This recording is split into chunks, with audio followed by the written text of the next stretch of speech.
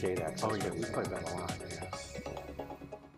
Welcome back. Well, with us right now is our Security Division Chief, Tim Moy. Good to see you, sir. Happy New Year to you. Good morning, Ken. Happy New Year. Good to see you. And we're going to talk about a case, a situation, I should say, that it did not affect an actual person who lived here. It did affect the family that lived here, but a very unique situation that it ended up turning out good. But tell us about this. People might have heard about it even on Channel 7 News and the OC Register and things like that. Sure. Thanks, Ken. We had an at-risk missing person here in the village. A 67-year-old man who was suffering from short-term memory loss was transported down to the village to spend Christmas with his family that does live in the village, and unfortunately wandered away from the manor, and we were unable to locate him, and then what resulted is a pretty comprehensive search to locate him and return him to his family.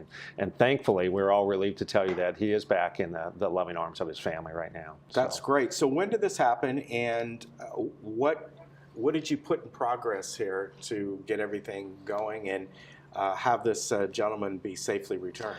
Right. So it occurred on actually Christmas Eve, and when we have an at-risk missing person, that triggers quite a response by the Sheriff's Department. And this is going to be a law enforcement incident. And as you can imagine, the first thing to do is get the information out to the public. So flyers were sent out throughout the county.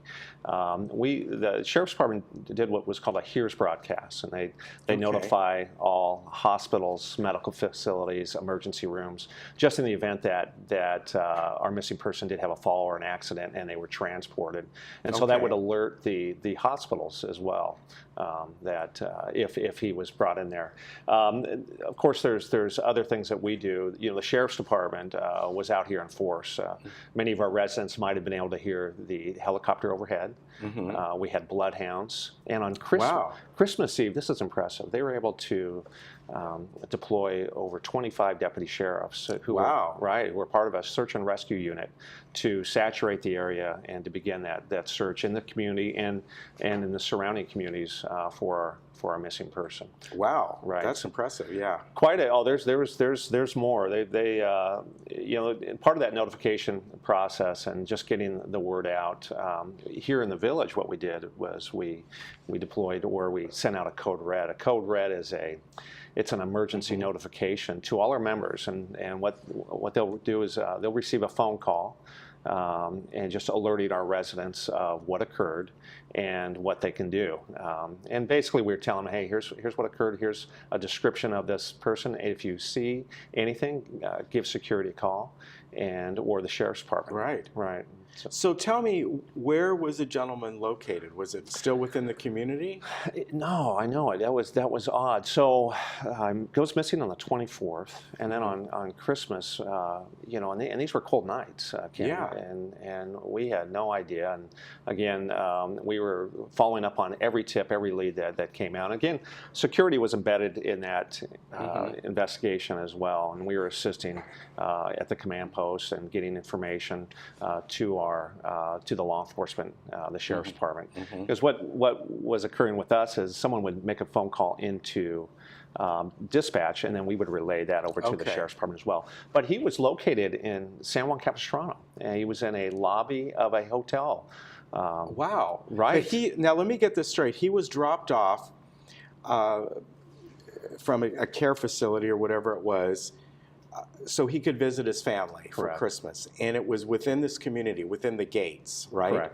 Correct. And probably with how long do you think, by the time he was dropped off till his family alerted authorities that, hey, you know, our family member, we don't know what happened. He should have been here by now. Right. Now, I believe they were working with the care facility in Pomona, and so there was a little bit of a time gap. Right, for right. us. And so we didn't actually get it until a few hours later. And Okay. began working on it. And that's always a concern is, when someone has a 2 to 3 hour lead on us, that would require us to expand our search as well. Yeah. And I can tell you that when in the Sheriff's Department, just from my background there, when we have a critical or an at-risk missing person, that is assigned to our most elite team. It's the homicide detail. And you're thinking, well, why would homicide deal with that? Mm-hmm. Well, the reason being is, one, there are times where a missing person does result in some type of illegal activity or is the victim of a homicide. Of course, that didn't happen here. Right. But we like to put, or the Sheriff's Department puts the best of the best on it. Yeah. And these individuals, they know how to track cell phones, credit cards, license plate readers on vehicles. So we are in assistance with the Sheriff's Department are going to put our best resources on that. And thankfully, on this one, the information got out there. A person at the hotel called and said, "Hey, we've got an individual out in the lobby. Seems a little bit disoriented." Notified the Sheriff's Department. We got out there, and we were able to identify this person as our missing. And thankfully, with someone who's got a medical issue and who's been missing for several days, unfortunately, you start to think the worst, and after it's been a while. But this was a minor miracle as far as we're concerned. Did you figure out how he got down there? We did not. Now, there's that's not that close. No, I mean, it was the next day you found him? It was 2 days later. Okay, right? but still, walking down there, I don't think I could do that in that short amount of time, or even Sure. Yeah. So we were not able to determine how we got there. Now, one of the other assets that we have is Orange County Transit Authority. Right. The Sheriff's Department oversees that contract, and in the event that someone is believed to possibly has ridden the bus, what have you, they have video for that. So we review the video. So there's so many different tools at our disposal, and yet on this one, we're just not sure how he got there. He can't tell you.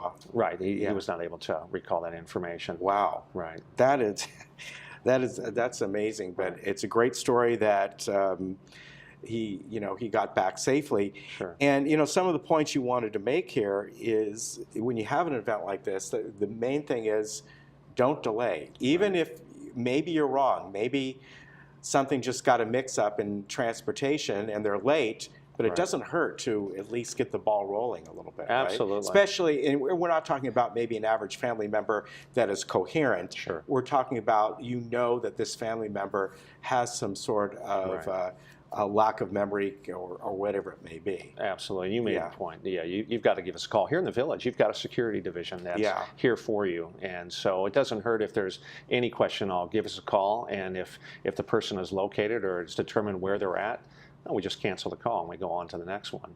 The Sheriff's Department will do the same thing. They will assist, but our recommendation is give us a call. Let us get out there and assess the situation. And of course, if it turns out that it is a missing person, obviously.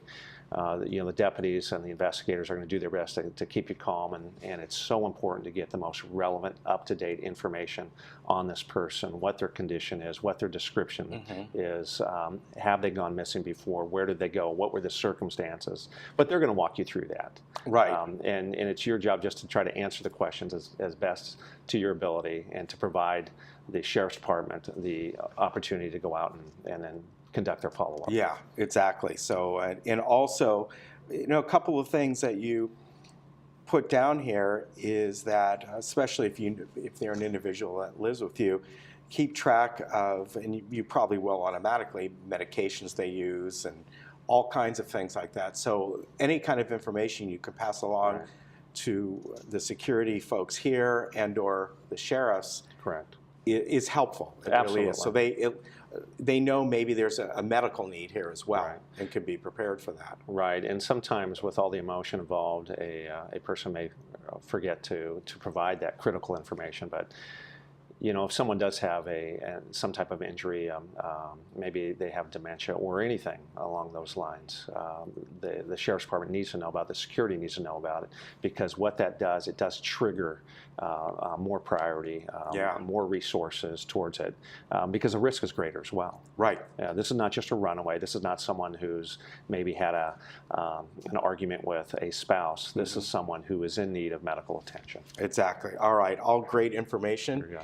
And I really, really appreciate it. Hey, we look forward. We just had Diane on with JRF Finance and telling you that the next step on having the bike patrols is on the way. So right, we're pretty excited about that. Yeah, I think that'll be really nice. It's a great PR piece as well, to get our officers out in the community, to make events, to be able to contact people going for walks or whatever the occasion might be, and then also to just be able to gain access to certain areas that's more difficult to do in a vehicle or on foot. So we're pretty excited about that as well. Exactly. Right. Very good. Hey, thank you so much. All right. Thank you, Happy Ken. New Year to you. Happy New Year. Good We'll to see you next time. All right. And we'll be right back.